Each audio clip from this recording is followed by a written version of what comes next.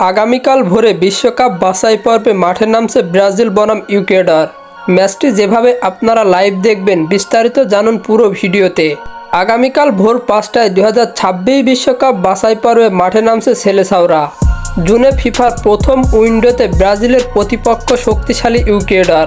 দক্ষিণ আমেরিকার রুদ্ধশ্বাস বাছাই পর্বে বর্তমানে চতুর্থ স্থানে রয়েছে ব্রাজিল। মূল পর্বে জায়গা করে নিতে হলে প্রয়োজন আরও অন্তত 3টি পয়েন্ট। তাই কালকের ম্যাচ এক রুদ্ধশ্বাস যুদ্ধ।